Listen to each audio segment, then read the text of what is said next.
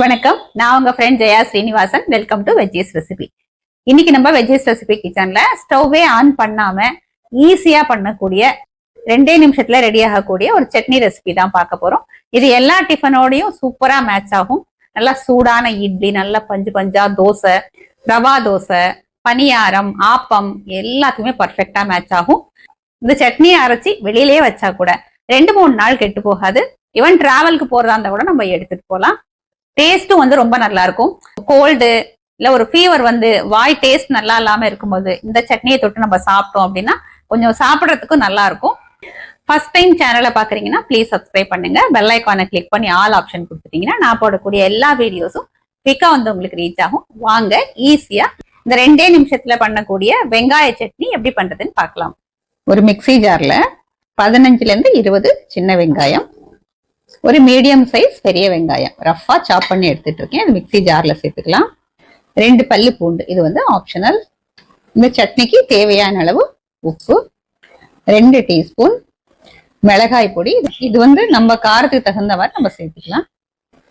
1/2 teaspoon Kashmiri chilli powder சேர்க்கிறேன். இது வந்து நல்ல நிறம் கொடுக்கும், அதனால இது வந்து ஆப்ஷனல். 1/4 டீஸ்பூன் மஞ்சள் பொடி, கொஞ்சமா புளி. இது வந்து தண்ணி சேர்க்காம கொரப்பா அரைச்சு எடுத்துக்கணும். பைனா அரைச்சிட்டோம்னா அந்த பச்சை வெங்காயத்தோட ஸ்மெல் இருக்கும். கொரப்பா அரைச்சானா அந்த அளவுக்கு ஸ்மெல் வராது. பாருங்க, இதை போல கொரப்பா நம்ம அரைச்சு எடுத்துக்கணும். அரைச்ச சட்னியை ஒரு பவுலுக்கு டிரான்ஸ்ஃபர் பண்ணிருக்கேன். இந்த சட்னிக்கு வந்து தாளிக்க வேண்டாம், நல்லெண்ணெய் பச்சையாவே அப்படியே ஒரு 2 டேபிள் ஸ்பூன் நம்ம இதுல விட்டுக்கலாம். இதை நல்லா மிக்ஸ் பண்ணிக்கணும். இந்த சட்னியை உடனே சாப்பிட்றதை விட ஒரு 2 மணி நேரம் கழிச்சு சாப்பிட்டோம்னா நல்லா இருக்கும். அடுத்த நாள் வந்து ரொம்பவே சூப்பரா இருக்கும். ஒரு 2 மணி நேரம் கழிச்சு நம்ம டேஸ்ட் பண்ணி பார்க்கலாம். அது வரைக்கும் ஒரு மூடியை போட்டு மூடி வச்சிடலாம்.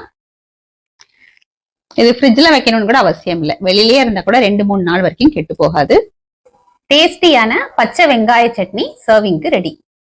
இந்த நோ ஃபயர் சட்னி 2 நிமிஷத்துல குவிக்கா ரெடி பண்ணிட்டோம். இன்னைக்கு வந்து நல்லா மெத்துன்னு தோசை பண்ணிருக்கேன், சாஃப்டான தோசை. அதோட நம்ம டேஸ்ட் பண்ணி பார்க்கலாம்.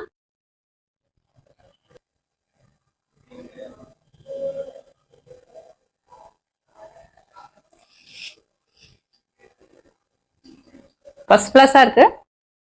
நம்ம இந்த கொரப்பா அரைச்சதுனால இந்த பச்சை வெங்காய வாசனை ரொம்ப அதிகமா இல்லை, லேசா இருக்கதான் செய்யும்.